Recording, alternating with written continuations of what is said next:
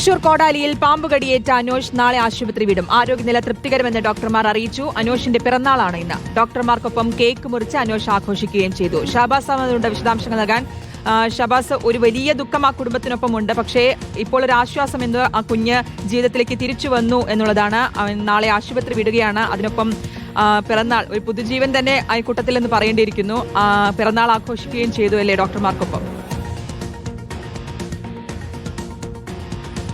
തീർച്ചയായും ശ്രുതി, ഒരു പുതുജീവൻ തന്നെ എന്ന് തന്നെ പറയേണ്ടി വരും. തൃശൂർ കോടാലിയിൽ പാമ്പുകടിയേറ്റ് ചികിത്സയിലുള്ള 10 വയസ്സുകാരൻ അനോഷ് തിരികെ ജീവിതത്തിലേക്ക് വരികയായിരുന്നു. കഴിഞ്ഞ 2 ആഴ്ചയോളം നീണ്ടുനിന്ന അതീവ ശ്രദ്ധയോടു കൂടിയുള്ള ചികിത്സയാണ്. അതിനുശേഷമാണ് ഇപ്പോൾ നാളെ ആശുപത്രി വിട്ടേക്കുമെന്ന വിവരം ലഭിക്കുന്നത്. പൂർണ്ണമായും ആരോഗ്യം വീണ്ടെടുത്തു എന്നാണ് ഡോക്ടർമാർ നിലവിൽ അറിയിക്കുന്നത്. ശാരീരികമായും മാനസികമായും ആരോഗ്യം വീണ്ടെടുത്തു. കാരണം ഈ കാര്യങ്ങളൊന്നും തന്നെ അനോഷിന് ഓർമ്മയുണ്ടായിരുന്നില്ല.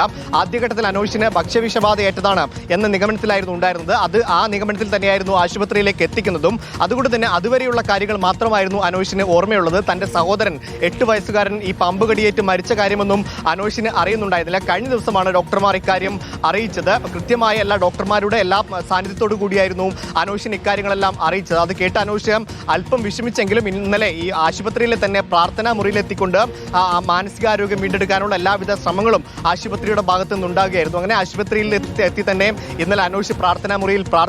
ഇന്നിപ്പോൾ ഇതാ ഈ തന്റെ ജന്മദിനമാണ്, അനോഷിന്റെ ജന്മദിനമാണ്. ആ ജന്മദിനം ഡോക്ടർമാരോടൊപ്പം കേക്ക് മുറിച്ചാണ് അനോഷ് മിതമായ രീതിയിൽ ആഘോഷിച്ചത്. തന്റെ മാനസികാരോഗ്യം ശാരീരികാരോഗ്യം ഒക്കെ അനോഷ് വീണ്ടെടുത്തു. കഴിഞ്ഞ ആഴ്ചയായിരുന്നു അനോഷ് ഈ ജീവിതത്തിലേക്ക് തിരികെ എത്തിക്കൊണ്ട് വെന്റിലേറ്റർ സഹായമൊക്കെ മാറ്റി പുതുജീവനേകിയത്. പിന്നീട് നടന്നു തുടങ്ങുകയും ഭക്ഷണം കഴിച്ചു തുടങ്ങുമൊക്കെ ചെയ്തിരുന്നു. ആദ്യഘട്ടത്തിൽ സംസാരിക്കാനൊക്കെ വലിയ ബുദ്ധിമുട്ട് അനോഷിനുണ്ടായിരുന്നു. എന്നാൽ ഇപ്പോൾ അതെല്ലാം മാറിക്കൊണ്ട് പൂർണ്ണമായും ആരോഗ്യവാനായി എന്ന വിവരമാണ് ആശുപത്രിയിൽ നിന്ന് ലഭിക്കുന്നത്.